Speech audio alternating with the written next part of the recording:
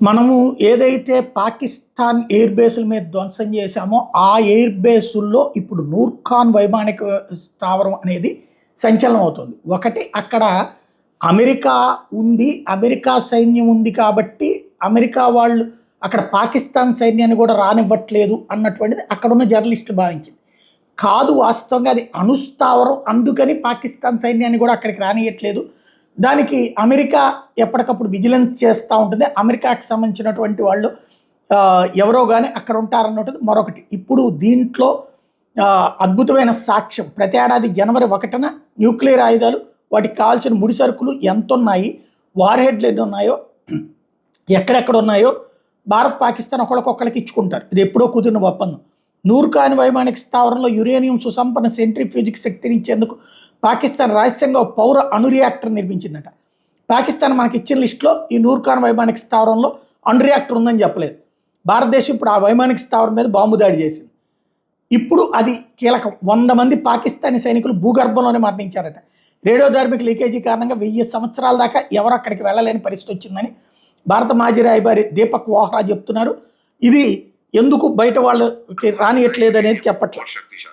Iran कोशिश ने आप पे हमला किया फौज ने, फिर आपने वापस किया, आपने उनके एयर बेसिस ध्वस्त कर दिए, न्यूक्लियर इशू वहां शुरू हो गई है।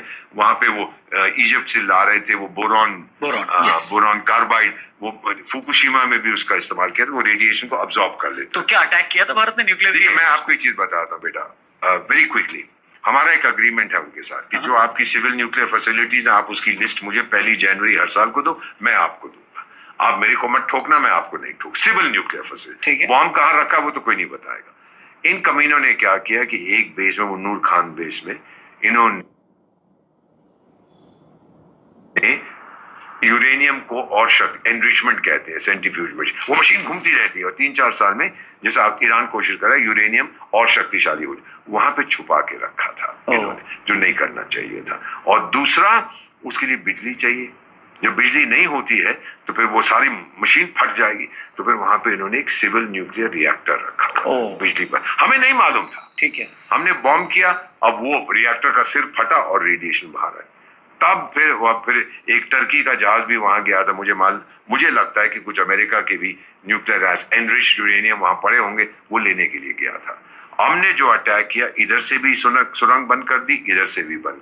कहते हैं कि 100 से ज्यादा उनकी फौज के लोग वहां जो काम कर रहे थे वो दब गए हैं, बाहर तो आ नहीं सकते, जिंदा हैं मर गए हैं किसी को नहीं पता। अब तो खत्म हो गया, 1000 साल तक तो कोई वहां जा नहीं सकता, क्योंकि रेडिएशन इतना हो गया। पर तो वेस्टर्न मीडिया में ये सब क्यों नहीं आता सर? क्योंकि वेस्टर्न मीडिया क्या चाहता है, उसका इंटेंशन क्या है। जब हम पे हमला होता है, क्या बोलते हैं कि मिलिटेंट्स अटैक्ड इन पहलगाम, जब न्यूयॉर्क में होता है टेररिस्ट अटैक्ड इन न्यूयॉर्क, फर्क देख रहे हैं। कमीने भारत को उभरता हुआ नहीं देखेंगे सर। नैरेटिव क्या है, अब तो नंगा भूखा गरीब देश है, अब नहीं है टाइगर, अब देख क्या है नैरेटिव, अब देख बहुत देर तक। భారత శక్తి ప్రపంచానికి అర్థమవుతుంది అన్నటువంటి భయంతోనే ఈ అంతర్జాతీయ మీడియా ఇది కవర్ చేయట్లేదు అన్నటువంటి పాయింట్ కూడా చెప్తున్నారు.